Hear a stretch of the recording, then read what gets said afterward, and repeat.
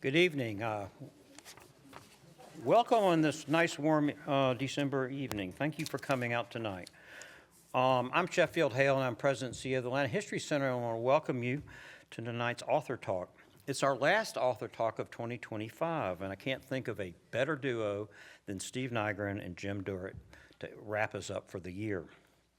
We also have some very wonderful speakers coming in 2026, including Nora O'Donnell of CBS News, and one very special speaker on February 19th that we're revealing exclusively to our members.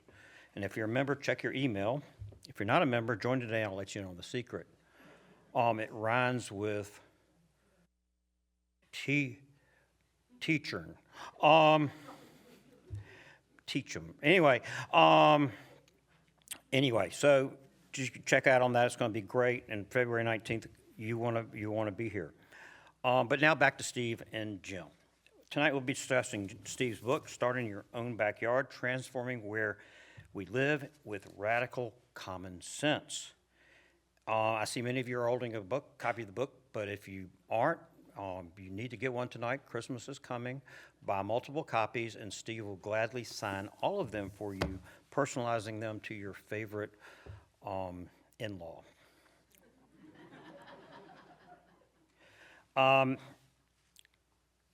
Anyway, I want to introduce tonight's speaker. Steve Nygren is founder and CEO of Serenbe, a model wellness community just outside of Atlanta. Many of you also know him as the founder of the Peasant Restaurant Group, which changed the course of dining history in Atlanta, bringing great food into our restaurant void in the 1970s, but at the same time accelerating our cultural decline by eliminating the requirement that customers wear jackets in order to dine. Of equal but more important impact was his work in the 1980s to professionalize and bring the Midtown Alliance into the very effective organization it is today, and I can't overstate what he did with that organization. Serenbe is the latest of his visionary projects, and I'm excited to hear more about his ideas in creating sustainable communities tonight. He's in conversation tonight with another great Atlantan, Jim Durrett. Jim is President and CEO of the Buckhead Coalition and the Executive Director of the Buckhead Community Improvement District. Both organizations are dedicated to the improvement and development of Buckhead as a critical part of the city of Atlanta. He has been deeply involved in the city, including the tricky job of being chair of the MARTA board, where his graduate degree in hydrology no doubt came in handy. Jim is an Atlanta native, lives in DeKalb County, and is also a Serenbe homeowner. Please join me in welcoming Steve Nygren and Jim Durrett. Thank you, sir. Thank you.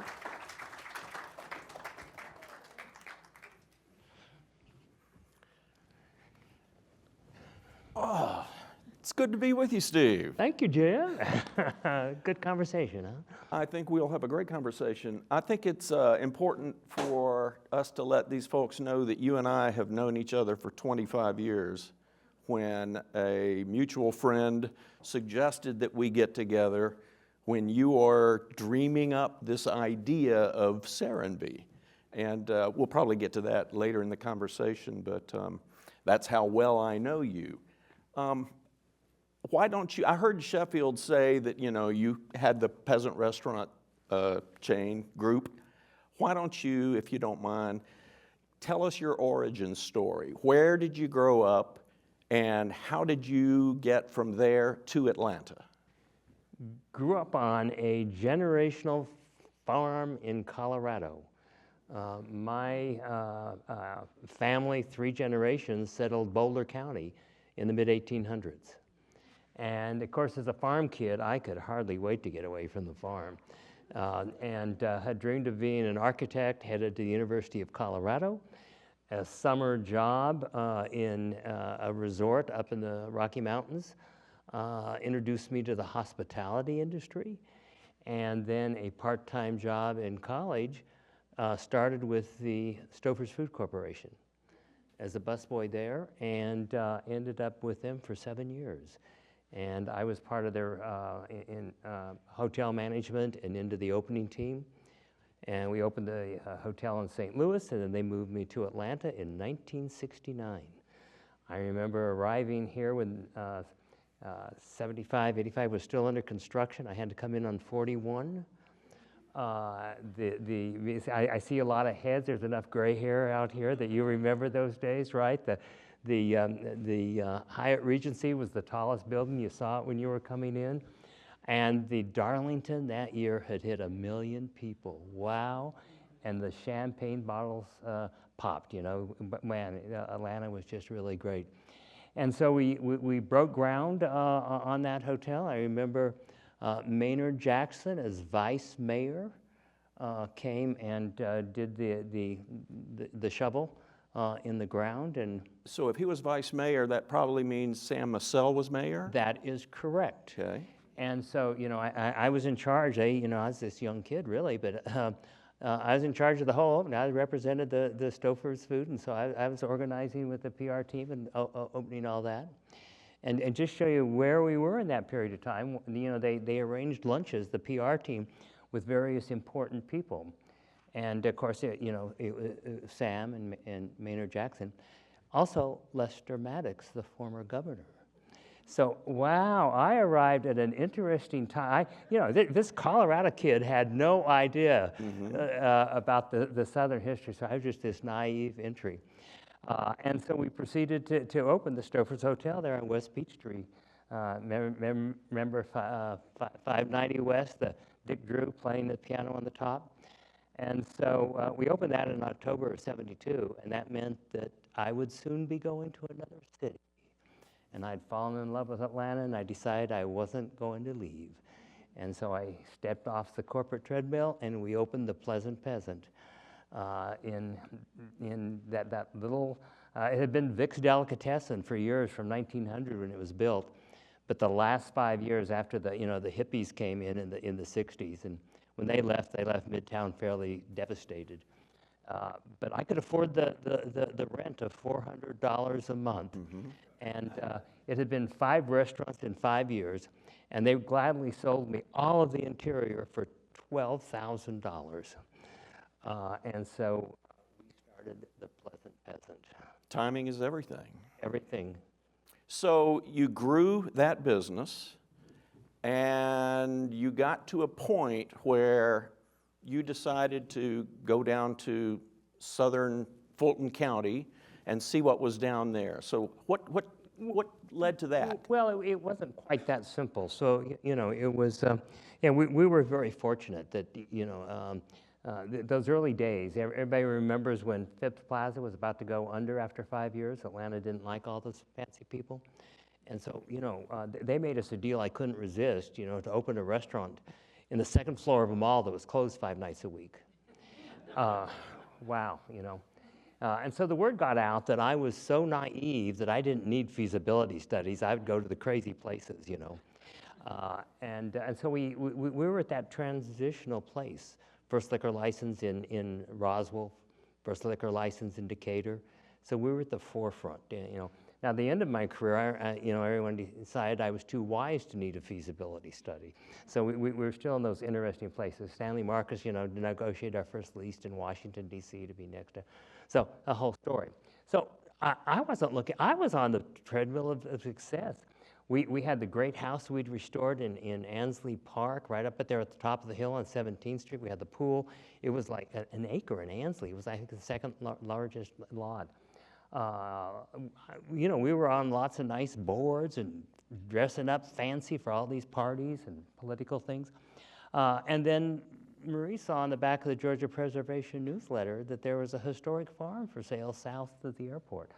Now, we'd been, Roswell, I knew everything north, but was there really open land that close? I was very curious. And if you have small kids, the girls were 3, 5, and 7, you're looking for something to do, right? So I called and said, hey, we're not interested in buying anything, but if you have farm animals, would you mind if we pulled in just to show our darling daughters? And anyone with something for sale says, come on. We arrived, they had the Shetland pony saddled, and we bought the farm. So you bought the farm so that you would have a place to go, like on weekends? Is that what it was all about? When you have 3 little girls looking at you, just saying, "Oh, Daddy, and you just want to make them happy. And then my logical mind was, all this open land this close to Atlanta, but this would be a good investment. You know, nothing was happening in South Fulton, you know, and so they'd had it for sale for some time, and they were really anxious to sell, and I decided I should take advantage of that, and I could, you know, make the daughters happy. And I thought, well, we'll come down a couple Saturday afternoons, and we'll get our own Shetland pony. At first, I tried to negotiate that into the sale, but it belonged to their granddaughter, who they weren't going to let that go, although they sort of nod their head until it was time to sign. Marie fixed the shack in the back in case we ever wanted to spend the night. We rented the historic house out. And to my amazement, the daughters, who 2 of them are here tonight. I know I've seen them here in the front there, over there, and I know. This is where they wanted to come every weekend. And so doing that every weekend for 3 years, that was my value shift. What was really important? And I realized that all these boards we were serving on, the arts organization, were always going broke if we didn't get X money raised. I'm not sure we were making a difference on diseases. The politicians I was supporting weren't getting elected. You know, that was the time that I was supporting a mayor that didn't get elected, and we elected Bill Campbell instead. And I just said, you know, why am I on this treadmill? When, you know, the simple things of just connecting with nature, and we were in this little shack. And, you know, in our house in Ansley, we had the pool, we had everything that I thought money delivered for happiness, and yet we were retreating. And so one Monday morning on the way back into Atlanta, I just decided, that's it. And so I stepped off. So, you know, another book I'm going to write someday is the 90-degree turn. Because, you know, when you're headed to a place you expect, it never turns out quite like you'd planned. But man, if you do that 90-degree turn, so I did that when I left Stouffer's, and then I did that again when I decided to sell the restaurants. So you and your family moved down there. Yeah. And one afternoon, you and your oldest daughter, Garney, are out taking a run through the woods. What about that experience made you turn 90 degrees one more time? So this is almost 10 years after we bought the land. You know, a little over 6 years after we had moved down there full time, know all the neighbors. If you see pictures or knew me in those days, my hair was down to my shoulders. I mean, we planned our garden. Life was great. Thank goodness for all of you supporting the peasant restaurants. I was able to retire nicely. We could take the kids to Europe for a month. I wasn't looking for anything to change. But one morning, Garney and I were coming up over the hill, and the forest next to us was being leveled with a bulldozer. And I ran out and I stopped the guy and I said, "What are you doing?" And he says, "We've just been hired to clear the houses. I guess or the land. I guess houses are coming." And I thought, oh my God, how have I been so, you know, don't you remember land this close to Atlanta, you know? And so I ran back to the house to call the retired doctor who lived over in Fayette County, and I couldn't get him. And so I started calling other landowners that were nearby.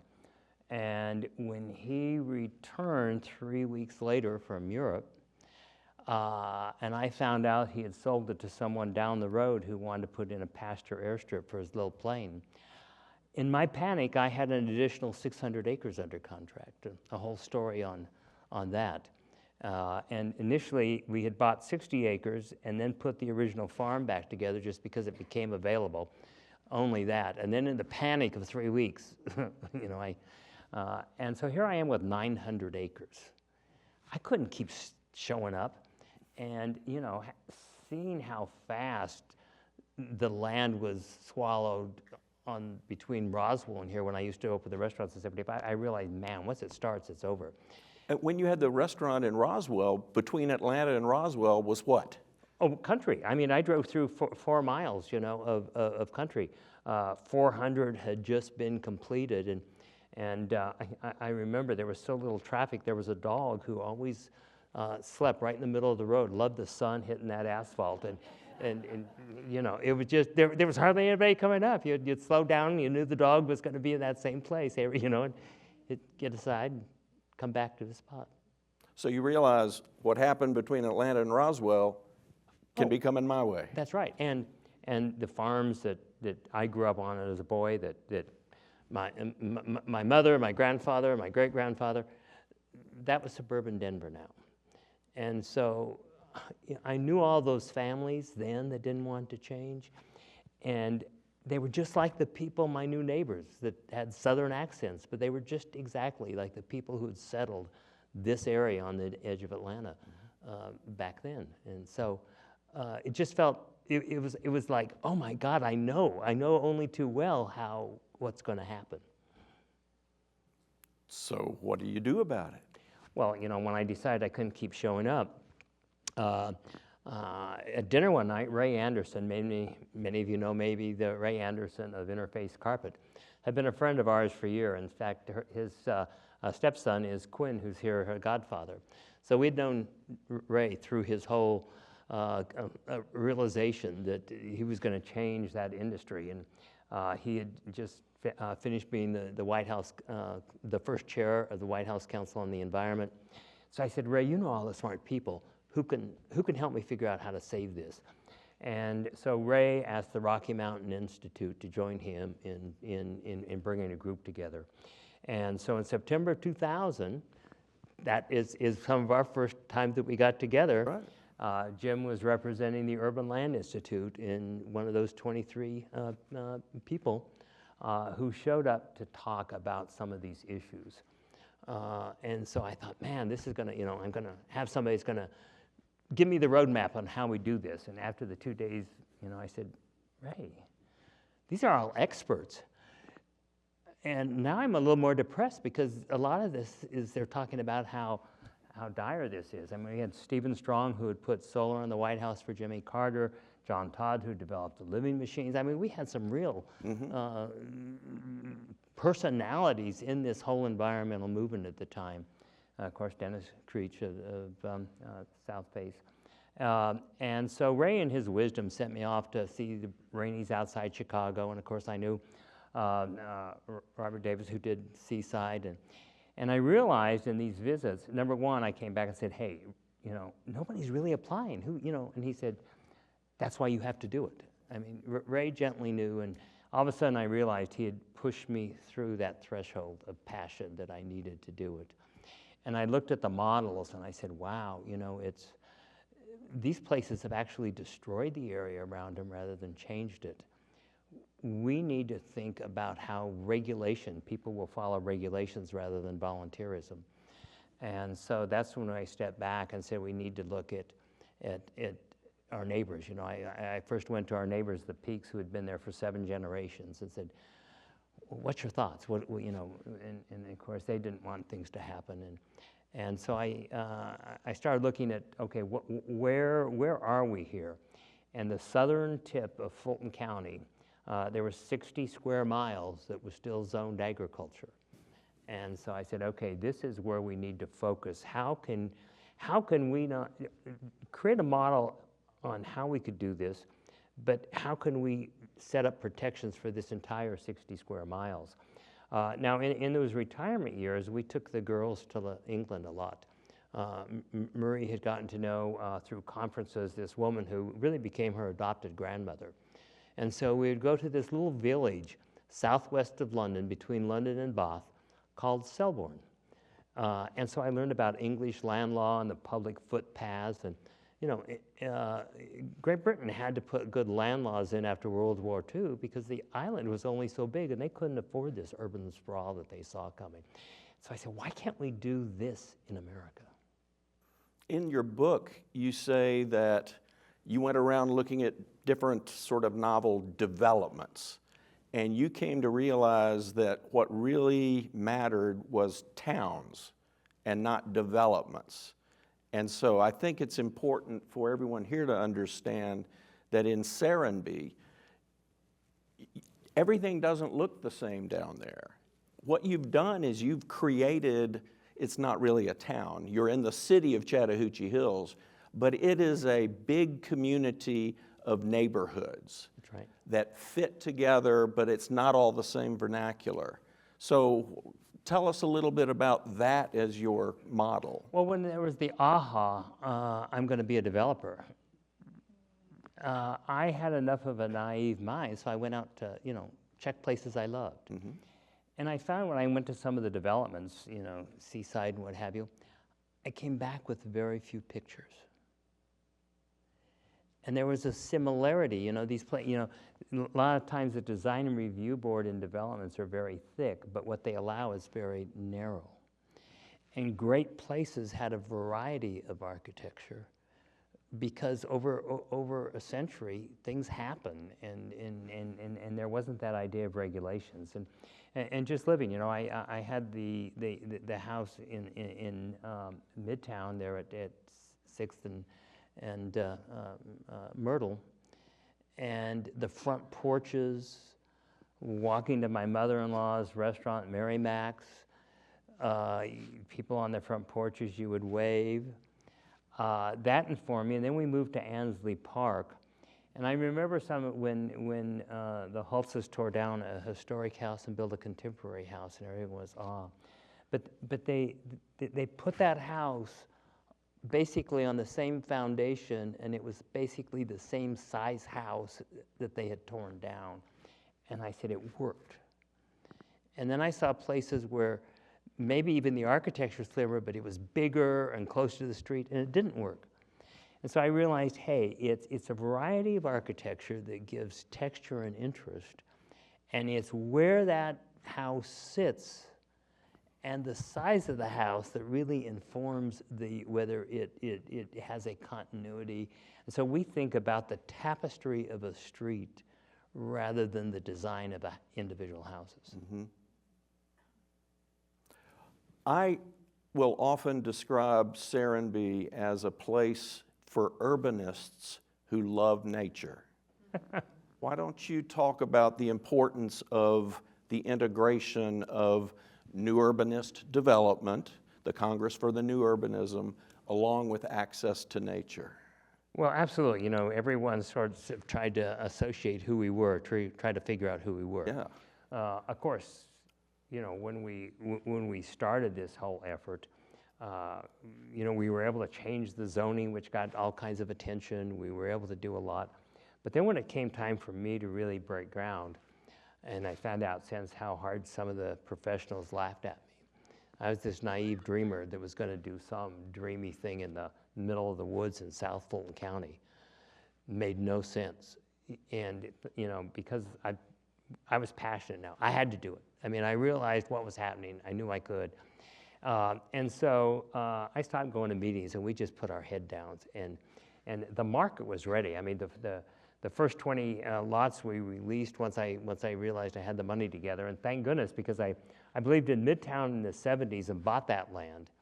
And when I couldn't get anyone to invest or loan me money, I leveraged the Midtown property that really allowed it to happen. And so I thought, well, this is going to take forever. And so we released those first 20 lots, and they were gone in 48 hours. Raised the prices 20%, in 6 weeks, the rest of them were gone. Which is amazing. It's in the middle of nowhere. In the middle of nowhere. This made 0 sense. These were, and I realized, we were touching a need that had not been touched, and there was a built-up market more than we realized. And so, man, we were rolling. And then, of course, I realized that, man, this development business is a lot easier than restaurants, and I couldn't keep doing 40 lots at a time, and then I had nothing to sell. So I went ahead and borrowed money, and we brought 120 lots to market at the end of 2007. Timing is everything. And so we managed to stay alive. That's a whole nother story that we don't have time for tonight. But I could probably write another book on that. But after the recession, the analysts who thought we were nuts and not paying any attention started realizing that environmental communities and walking communities were the first to come out of the recession. And so suddenly, people started coming down to Serenbe, those analysts. And so, this has been a long way to answer your question about new urbanism. So a lot of people identified us as new urbanists. Well, new urbanism wasn't necessarily environmentalist, and they certainly didn't save land. I mean, Robert Davis, I'm sure, would have loved to have saved additional land around there, but everything was developed. The Urban Land Institute had also published around 2007 the 10 top environmental communities in the U.S. Now, this was Braves Island and some of your great environmental, I think half of them Robert Marvin had done. We were the only one with density. And then Kevin Sachs with the New York Times had done a story on us putting houses right next to farms, unheard of back then, 20 some years ago, because everyone thought farms were stinky. Well, or industrial ones are, but organic aren't. And he called it an agrihood. And so we're the beginning of the agrihood movement. So people are arriving to usually see one of those three things, and we're trying to understand who we are. New urbanism, environmental sustainability, agrihood. That's right. And we were doing all three in one place. So we're all those things, but none. And that's when we started exploring, who are we? Now that people were coming to see us, wondering who we were, we had to find who we were. Who'd you call what this is that puts all these things together, And that's when we came up with the biophilic. It suddenly remember that Bill Browning in the charrette you were at, I'd first heard that strange name that I couldn't spell and had to look up. And then at the time I was searching, I was a speaker at a conference in North Carolina, and the speaker ahead of me was Tim Beatley. UVA. Of biophilic cities from the University of UVA. And he was talking about biophilic cities, and I said, oh my God, that's who we are. And so I came back and said, hey, we're leading with biophilic principles in the built community that brings these three things together, and then maybe we should have an institute and a whole thing about that. And gosh, wouldn't it be nice to call it the Biophilic Institute? And you've been on that, and I was sure somebody had already registered that name, but it was still strange enough that no one had. And so we formed, as you know, the Biophilic Institute. Jim was one of our early supporters. And here we are. And here we are. So for those that don't know what biophilia is the innate need for people to be attached to nature. And the research that's being done these days is showing more and more that our mental health, our physical health are improved when we have that connection to nature. And that's why I say that I describe Serenbe as a place for urbanists who love nature. It makes you feel good when you are there. It's when I was fortunate to have grandparents who bought land in Jackson Hole in the 1950s. And whenever I would go to the cabin and get on the porch next to the babbling brook with the cottonwood and the wind going through the trees, looking at the mountains, everything melted away and I felt wonderful. And now I know what it was. I was experiencing the biophilic effect. You were experiencing part of it. Because it's really all living systems, and that includes us. And so a lot of the post-pandemic research shows that the mental attitude is the connection to nature and to one another. And we have been building places that separate us from both for the last 6 decades. And then we wonder why we're at a mental health crisis, why we're selling more antidepressants every decade than the decade before, why our children are feeling stressed, why we have a loneliness epidemic. It's the built environment. And that's one of the reasons I've written the book, is to really, this is common sense. This isn't hard principles. And so many times we're coming in with research and trying to figure this. for crying out loud, it's the built environment. Let's change that. There is a book out now called The Anxious Generation. It's written by Jonathan Haidt. And that book argues that the rise in teen mental illness is caused by the shift from a play-based childhood to a phone-based childhood, driven by smartphones and social media, which is rewired child development. When you go to Serenbe, you don't see people walking around looking at their phones. You see kids and adults out playing everywhere. And it's just a testament to what happens when you create a place that encourages interaction and play. We call it free-range kids and uncaged elders everywhere. You know? Mm-hmm. And here's what's amazing.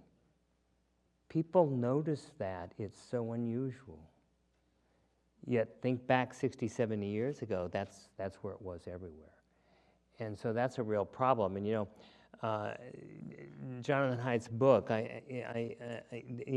there's one, here again, it's coming in with looking at a situation and trying to come to a solution. Now, 2 decades prior to that, Richard Louv wrote Last Child in the Woods, which also addressed the problem about children were not exposed to natural environments, that they were living in such a structured built and social environment. The part of the brain, the pituitary gland, which is associated with common sense, wasn't developing. And so this is just the arc. Louv identified the issue, but Jonathan Haidt's talking about controlling the problem. Mm-hmm. Well, now just imagine, you know, some of the suburbs. I've got pictures from the air, even some that are over the county line that aren't part of our Chattahoochee. It's this suburban developments. And I was actually able to identify from the air these developments that come out onto 2 of our main roads, cul-de-sacs, that come out on different roads. And my aerial shows that these houses are literally 1,000 feet apart. But there's woods, there's probably a stream, there's no connectivity. These kids, I'm sure, that are in those houses, I know they go to the same school, so you'll probably have friendships. Yet, I put those 2 addresses into Google to find how long it would take to get from one door to the other. You couldn't dare walk it because it comes on 2 main roads. No parent's gonna allow their kids to go. I mean, there's no path. It takes 19 minutes to drive from one door to the other. We wonder why kids are on screens. It's because we have trapped them into prisons and we've turned parents into chauffeurs. And you tell them they can't have their screens without a path into nature or connect with their kids. We're just creating more anxiety. Mm-hmm. And so this is a good example in we're coming in and trying to address these various problems, but we're not going to the core base of what it is and what some of those solutions are. When my wife and I built our house 10 years ago down at Serenbe, it felt like, number one, we felt like we knew everybody because we were early enough where we almost did know everybody. But we also wondered how many of these people have this as their principal residence as opposed to a weekend place or a second home, that sort of thing. And I didn't see a lot of kids back then. Today, it's like kid central. It's a place for families, principally. And I just think that's remarkable. So kudos to you for creating something that ended up attracting a complete community, because that's what you've got down there now. It's a complete community. Yep. And you know, we've got, you know, we now have the education. Not, you know, it's the community stood up, number one, the charter school, mm-hmm. Which is a model in education, because it's a charter, 500 kids there, 500 on the wait list. It's not a community school as we had predicted. And so then more parents set up Terra, which is a private school, but with a 20-25% scholarship. So the local farmers, the merchants' kids, those that maybe couldn't afford the full tuition, are able to go. So it's an incredible. And Woodward now sends a bus there, as does Heritage. So, and then we are now expanded over the Fulton County line into Coweta. And so now we're 4 miles from a great public school as well. So we turned from an educational desert, if you will, when our girls were there going to Woodward. We drove them there every morning, to all kinds of options that are down there. So Bringing up the schools reminds me, Steve, that I believe in the charter school as well as at Terra, there is a lot of time spent outdoors. in both And cases.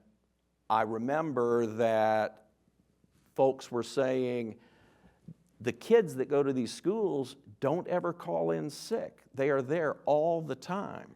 Why don't you say something about what this is meant for people's health? Absolutely. So the charter school, 3 years into it, the school is what now? Monica Howell, 12 years ago, 10, 11? Monica was one of the parents who's now head of our communications, that her kids were small and helped form that. And so third year into it, the CBS Sunday Morning flew Richard Liu from San Diego to that campus to interview. And of course, because it's a charter, a lot of the kids had come from the local elementary school in Palmetto, where 90% of the kids were on free or assisted lunch, so it gave you an idea of the economic base of those kids. And so naturally, the test scores in those first years really were dramatically changed, but that happens other places. What CBS Sunday Morning was doing the story on is the drop in illness and reported illness. And back then, this was pre-COVID certainly, I think it was 19 days a year in Georgia were missed. It was the average due to health. And the school's absenteeism was so low it rounded out to 0. And the school had hired the public nurse that had been at the public school, the nurse. And she said, I saw those same kids 3 years ago, and they were legitimately sick. They're not sick anymore, and I'm sure they have the same parents. Most of them maybe live in the same house. But it's a third of the day is spent outside on curriculum, come rain or shine. And so it's that natural existence in nature that really changes mental attitude. So you can see happy kids, but also we have over 300 full-time kids living at Serenbe today, and there is not one reported sign of asthma. Statistically impossible in the United States. And I think next year we're going to be able to bring in a third party to start documenting a lot of the health issues that we hear on elders, young kids, across the board, to where we're going to be able to document this and actually be able to start proving the case that the built environment makes a difference. You remember Howard Frumpkin when he was at CDC. Yep. And Howard believed in this a lot. And he said, man, as soon as Serenbe becomes 500 people, we're going to come in and really start following this, because I think you're onto something. Of course, Howard left, and they're no longer focused on the built environment. The CDC? Yes. No comment. So when you're talking about asthma, it's probably also adults as well. And so every single house that is built there, every single building that is built there is built to what's called Earthcraft standards. So it's very well built in terms of the air quality, how much resources the home and the occupants consume, but you also don't allow lawns. And so there's no spraying of pesticides and that sort of thing, and fertilizers everywhere. Do you believe that?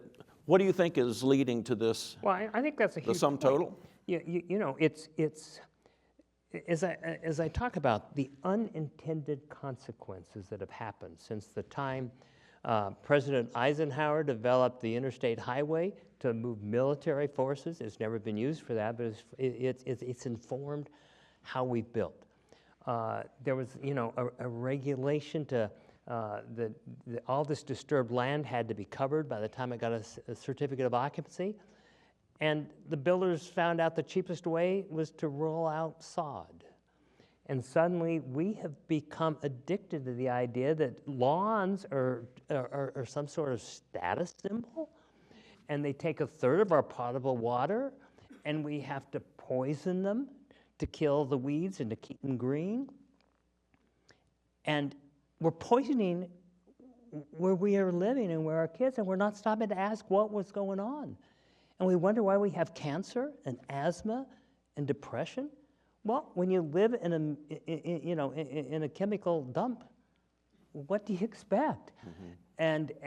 And then, the natural predators of pesky bugs disappear because they just know they shouldn't be there.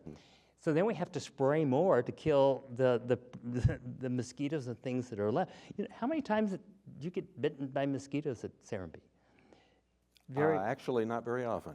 And because we've left the natural environment like it is, and the natural predators are there that take care of it all. And so it's hugely. But yeah, for seniors as well. I mean, most people know Penny McPhee, who was with the Blank Foundation for years, and her husband Ray had some asthma problems. And this was the only place in metro Atlanta he could breathe. So she moved there, and luckily we have all these great people from all these various places and industries moving to Serenbe because of the lifestyle. And Ray's now aging into his 90s and is not having an asthma problem.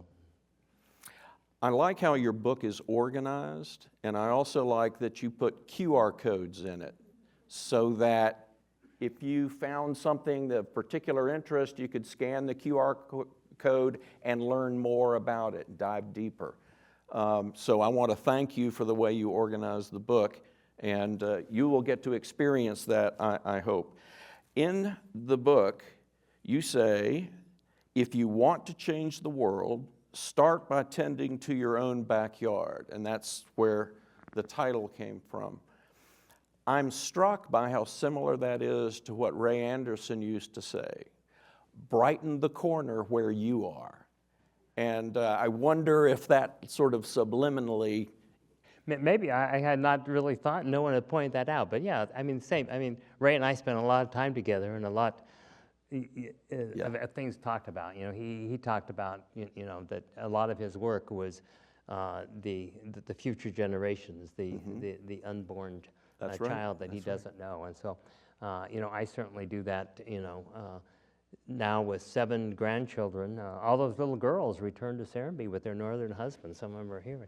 My oldest grandchild sitting in the front row. I'm sure he's really at book signings. He's a great help, He even came to Colorado to help me assign books out of there. But, when I knew 5 of my great-grandparents, and I knew the stories. The last one died when I was 14.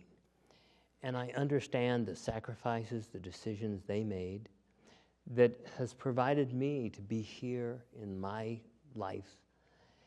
And I wonder what 3 and 4 generations, what's Amos's grandchildren and great-grandchildren going to think about the decisions my generation has made. And I don't feel too good about it right now. And so I'm hoping that as the baby boomers step into elderhood, that we become more conscious. And I don't think we're going to be like my parents' generation to where we fantasized about retiring into luxury and doing nothing. That didn't work so well.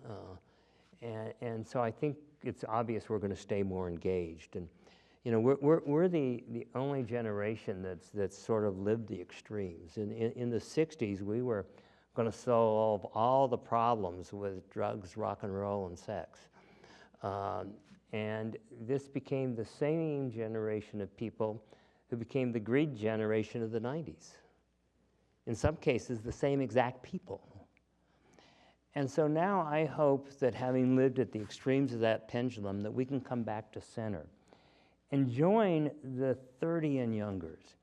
They have been born into a fragile world, and they're very aware. And they're not going to just say, hey, it's all going to change. You know, my generation has a tendency to think it's going to work itself out. It always has, so we'll just sit back, have another drink, and somebody will fix it. They don't have that attitude. They're not going to sit still, and they're going to change things, either from their buying power or for actually in leadership. And so I think it's an opportunity for us to join them, to really address some of these things in real issues in real time. And that's why we organize the book that way. And you can use it as a manual. You can come back and forth, and it's so that HOAs could use it as a guidebook to change some of these things. We have a professor out in California is buying books for her class, and they're going to use it kind of as a so it's. And as you know, the Biophilic Institute, we've really tried to go after policymakers and educators, because that's where it's really going to change. I had other questions to ask you, but I think it would be an abrupt 90-degree turn if I were to go from those comments. And I believe the microphone has been grabbed to allow you to ask whatever questions you would like to ask. And if nobody has any questions, I'll ask mine. But I'd like to let it be your turn. Okay. That's easy. Is this on? Hi, Steve. Hi, Jim. I'm Scott Scott. Pendergrast. I'm interested in Nygren placemaking. Read the book, loved it, but want to know if you can tell us a little bit about some of Nygren placemaking's clients who have done developments or started developments based on your principles and guidance. Absolutely. It's fun. You know, well, as I mentioned, once people started being interested in what was happening back there in 2010, 12, I had time, and I'd have coffee, whoever wanted to come talk. And we wanted to share what we were doing and learned. And so as that became more and more, we realized we were running out of time. So we created Nygren Placemaking as a consultant to take our team, however much that they wanted to do in. And then for those that wanted to learn more but maybe did not were not ready to engage us full time, we've created a 2.5 day conference every fall. And this is, Kara, which number? My middle daughter helps organize our Nygren Placemaking. Raise your hand. Anybody interested? Raise your hand there. This is what, 12 years we've done the Nygren Placemaking, I think? And so you can come for 2.5 days, and we bring everyone in so they can learn what it was like. Steve Cover, who was head of planning for Fulton County when we were bringing this forward, he comes in from wherever he is. He's currently in Sarasota, Florida. So he can talk about what it's like when somebody brings crazy ideas to a local planning board. And then we bring in our civil engineers, everyone who's dealing with solar and environment and geothermal and some of these concepts. We bring in the architects. We talk about the design review and placement and massing, and then we bring in some of our community leaders to talk about a lot of the activities. Our art farm, which is our institute on our tour, we're putting over $1 million a year into art programming. We bring in the farmers. We really have become, this area now is a think tank for agriculture.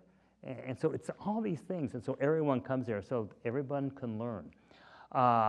The book signing, we did a book signing in New York. It was great. One of the big architectural firms shop, because he'd come to one of our biophilic conferences. But the developer in Hyde Park, New York, across from the Culinary Institute, has 400 acres. They came to our Nygren Placemaking and then hired us about 5-6 years ago to really look at a different pattern. Hyde Park was very restrictive, didn't think we could get the things through. Man, when we went in and just talked about, hey, this is common sense things, we got a very difficult planning board to support them. And he was so excited because they've broken ground now. They've got the streets going in. And so he had me up for a book signing in Hyde Park, so that was good. A woman in Madison, Wisconsin wanted to change 40 acres on an infill in Madison. We helped her, and it's amazing what's happening there.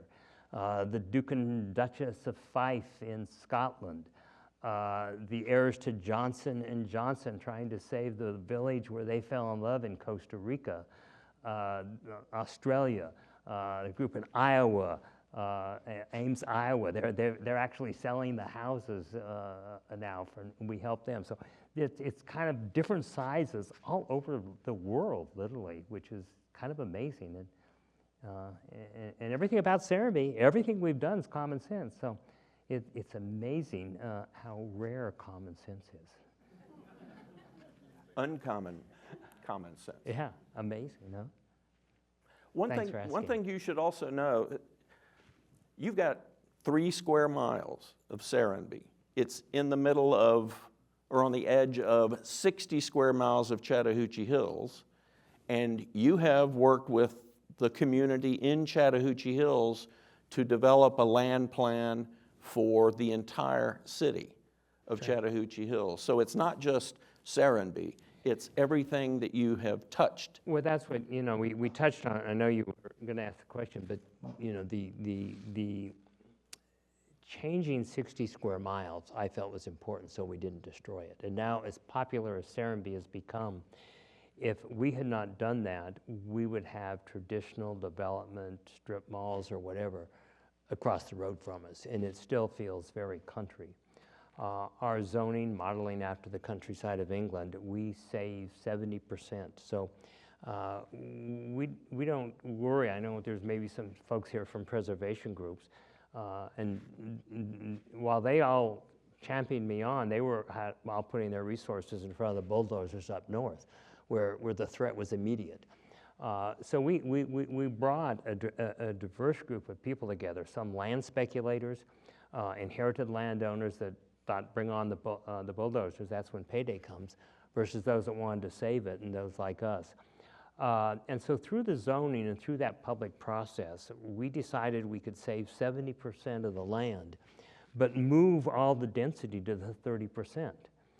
Showing we've taken all the statistics on what metropolitan Atlanta, 17 county area has done per square mile, and we're actually putting 20% more housing per square mile than Atlanta has done in the past 3 decades. While saving 70% of the land. That's right, and because it's the dense village.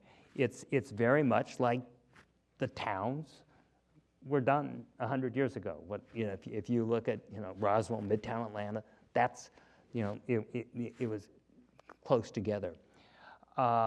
It turns out that no one in the United States is saving this amount of land. 70% is the best efforts.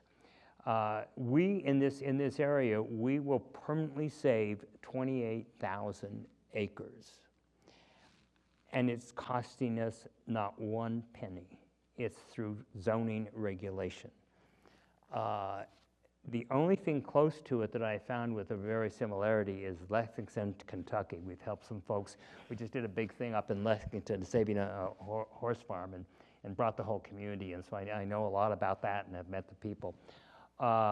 It's cost them $93 million to save their 28,000 acres. And that's sort of the model we have been in. No matter where you look, where we've saved land, it's been all the great environmental organizations raising money to do this. And we have connected it with development. So we don't worry about it until somebody wants to develop it, and then that automatically triggers the preservation and various zoning possibilities. And so it's, and basically, we stopped development because those developers who were putting contracts on land, feasibility study, they stopped looking because they didn't understand this model. They thought this was nuts to save 70% of the land. Now, 23 years later, it's a different story. People from all over the world really are looking. I mean, we have now just on our edge there, The folks that have the hydro plants out of India are putting 1,200 acres. You'll be hearing a lot more about preserved life in the coming years as they unveil that. And what really got everyone's attention here is here a couple months ago, D&B out of Arizona have partnered with our largest landowner, Carl Buchart, and they entitled 8,000 acres and have agreed to the 6,000 acres of preservation and building 11 miles of the trail that was prescribed by both PATH and Trust for Public Land in the Riverlands project. And they're going to build that at no cost to anybody else in the saving. And so suddenly... And it'll be available to the public. Available to the public. And so what we're doing along the river now with other landowners that are catching this is going to be one of the great recreation corridors for metropolitan Atlanta. And a lot to happen. Trust for Public Land just opened this year, the Camp and Paddle, and those are two brand new parks in Chattahoochee Hill Country that have put in with docks and put in, and so this is a great recreation corridor that's happening.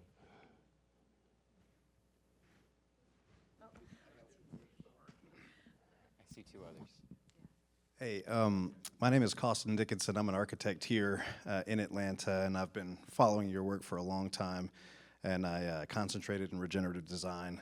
So just in that light of dreaming big, I know that there's a big transformation happening in South Downtown Atlanta and Centennial Yards, Underground Atlanta.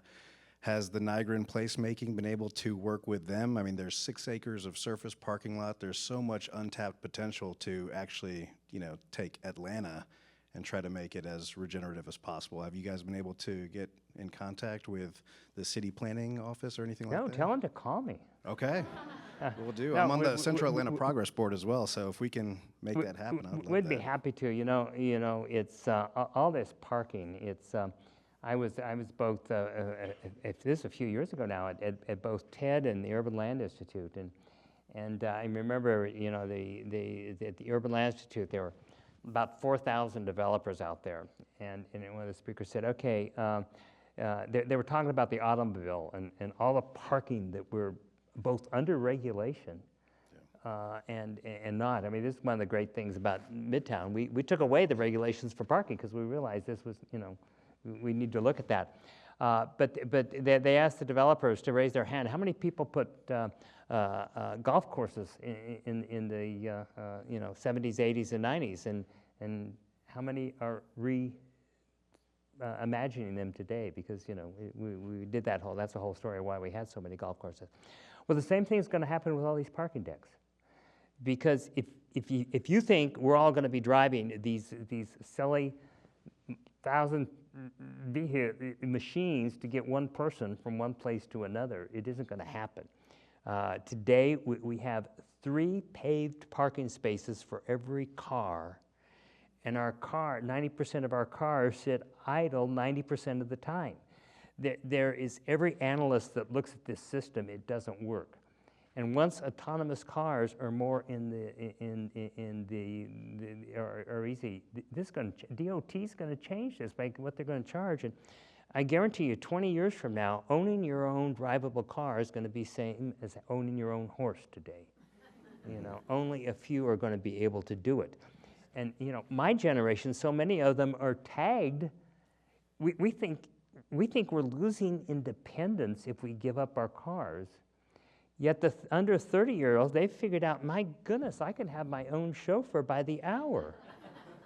It's something we always dreamed about. It's here. Let's get into this program. So I think all this parking lot's crazy. So yeah, I'd be happy to talk to any of them. This popped in my head, and it may not. I'd just like for you to comment on it. During my life, I'm from Atlanta, and I too love the outdoors, and the Chattahoochee River and the areas up north of Atlanta all seem very wild and approachable. Well, now that I'm 75 and I'm looking around and I know people who developed that land and took care of it, if they were able, they've started leaving them to land trusts. Is that a door that could help you? I mean, these people, these pieces of property are generally well taken care of and all in special places sometimes. When they pass away, they don't want them to be developed. Is that a door that you might be able to go through? Well, we love land trusts, and that's certainly an available door, but the key is because of our zoning, it is not the only path that most, if you go north, that was the only path for saving the land. For saving land and green space for permanently. I realized how much money that costs, or the fact you have to connect with someone of wealth that is able to leave it, and that is a path that is, I've served on these boards, I've worked with them, and I know the challenge that is. And so we realized, hey, let's just do it with zoning. And so we still welcome that. For those families who have that and there's a tax benefit to it, that's all still very available. We have some of the big names of Atlanta who have realized what we're doing down there and have come down and bought land. So that's certainly happened to add to what we're doing. Absolutely. And now working with Trust for Public Land on the Riverlands project, and man, the pieces are together, and how many remember how most people thought Ryan Gravel and the Beltline was crazy, and now it has redefined Atlanta, and we understand how important green space and trails are, and then Proctor Creek, and the whole, we turned our back because of stormwater, and that's a whole nother issue, but now Proctor Creek's being cleaned down to the river. And now we're developing the trail system to where at Chattahoochee Hills and Serenbe, you'll be able to come all the way up and we'll connect into the Beltline. In fact, I've committed that for my 100th birthday, I'm going to ride a tricycle from Serenbe to the Beltline, right? And I'll be there when I'm 90. So a lot's happening, and I think it's a time where we really have learned a lot of what we shouldn't have done and what didn't work. And so, we're really have an opportunity. Because this whole area, we looked at the 53 miles when we started Chattahoochee Now, the 53 miles from Peachtree Creek to Chattahoochee Bend State Park. That entire southern corridor is all industrial or agriculture and would be rezoned. And that's why we started Chat Now 10 years ago, to really start looking at those land policies and the lessons we'd learned at Chat Hills. Why couldn't we expand those into that entire 53 miles on a mile of each side of the river? You said you do most everything with zoning, but aren't you concerned about rezoning sometimes, like especially in Chattahoochee Hills with that much land, that somebody might rezone something opposite of what you wanted? Well, absolutely. I mean, we changed this overlay with Fulton County and educated everyone on this in 2002. But we realize that zoning is only as good as the politicians that sit in those chairs that allow it to happen. Zoning has changed over a steak dinner and the promise of higher taxes. And that's the mess we have today. And we've changed that because we have put zoning into a trigger of preservation and transfer development rights, which we haven't talked about, which puts moving development from land. So we've allowed small landowners to participate in the economic development without having to sell their land and lose their land. So there's several things we've done. Now, understanding. So do you understand what Steve just said? If you own land, but you can't develop it, you can sell those development rights to somebody who will develop in an appropriate place. So that's how you participate in the development. Does that make sense? you know, out west, everyone understood the severing of mineral rights and water rights. Man, in the South, you know, some of our neighbors, it was, well, I either own my land or don't. What do you mean I can sell my development rights? But it is a right you can sell, and that means two things. One is you can monetize your land. Generally, it's 50% of what the land was going for. And it permanently resets it, so it can no longer be appraised as future development land. It can only be agriculture. And so it does two things for those smaller landowners. But back to the question of zoning. Understanding that, that's why the minute we could prove the economic value, it was Serenbe that could afford our own base, we petitioned to become our own city. And so we became our own city in 2007. Now, and Not Serenbe, but Chattahoochee Hills. Chattahoochee Hills. Now, this whole time, you know, because we had a diverse group in the 500 landowners, we created an organization called Chattahoochee Hill Country Alliance. And by the time we brought this to be voted on by the Fulton County Board, we had 80% of the landowners paying dues at $2 an acre to support the effort. The 20% that didn't support us also never opposed us, they just stayed home. Now, through these 20-some years as a city, there's always voices. There's always going to be what I call the sandpaper. They're the loud voices that think this is crazy and we're going to take it back. And so when we voted to become a city, we held to that 80% vote that the landowners voted to be a city. We have just had a testy mayor's race. Tom Reed, who had been mayor for 16 years, decided he needed to retire. And we had 2 city council members running against it. One city council member had small property and wanted property rights, and he wanted to keep it country and divide his land up into small pieces. Well, you can't have those two things. And so, man, this was a group of residents who became very vocal, and it was, oh my God, what's going to happen? The other city council member totally was educated, understood, lived at Serenbe as the former mayor had, and talked about keeping it in our zoning in place and rule. We ended up with that vote, and the mayor, the woman supporting the zoning as it was, received over 70% of the vote. So again, the citizens reinforcing that they believed in what we were doing. And this will continue to happen as we're establishing what it is. You know, and I always say, it's up to the citizens and the people that decide through who you elect and where you put, but also what we expect. I'm not sure what the zoning laws are that protect Central Park, but I can assure you, if somebody decides they're going to try to rezone it, they're not going to get that to happen. And that's what's starting to happen in Chattahoochee Hill Country, is we know the value, both economic, and that's a whole nother story I could share, and personal health, that this saved land is providing. And we have more and more of the population that's understanding that, and they're going to defend it irregardless. Mm-hmm. I think it's poetic. 70% to 30% preservation versus development, and 70% of the people in Chattahoochee Hills voted that way. Anything else? Then let's, microphone going back. Last question.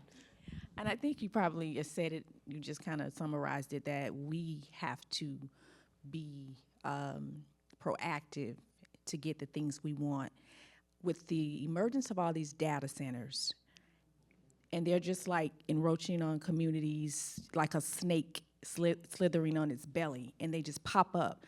How do you fight to keep your community when you have these data centers and these politicians who are deciding that the communities can share space with data centers? There's one in Fayetteville, and I recall when it was first being built, that was just rural area, if anybody's familiar with Fayetteville, and now it's this huge data center.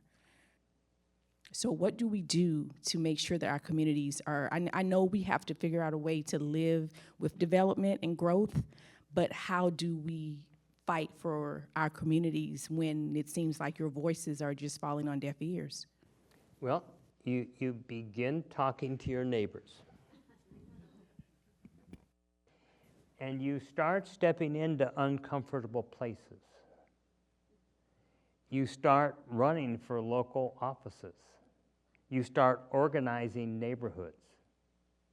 These things don't happen out of thin air. Communities have to own the vision you have for your community.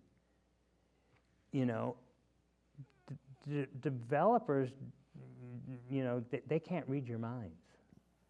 And they're going to do what they need to do. And your politicians are going to support them unless they think you're going to throw them out of office. So you've got to make sure that they're educated on what's going on. Yeah, and so many times we wait for the fight. We wait until something's announced that we don't like, and then we decide we're going to get involved. That's late. The time to do it is now in every community, to decide what your vision is before somebody else has borrowed money, put a contract on land, and then all of a sudden they have a fight. And everybody's spending their energy on two sides playing winner and loser, and somebody's going to be exactly that.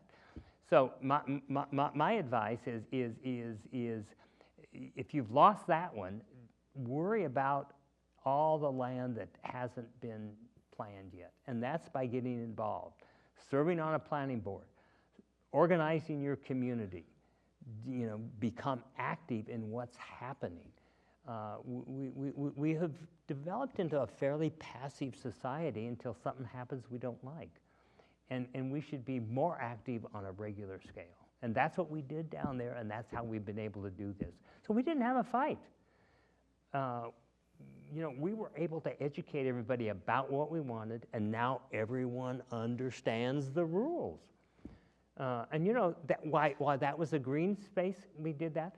We did that in Midtown in the 80s as well, when that was parking lots and bars and prostitutes, and nobody cared much about it or saw anything. We changed the zoning for that square mile of Midtown before anybody was active on what should happen. And you look at, once you set the playing field, everyone's willing to play with a vision. Steve is going to sign books out there, but before he gets up to do that, would you join me in thanking him for sharing his time with you this evening? Friend, thank you.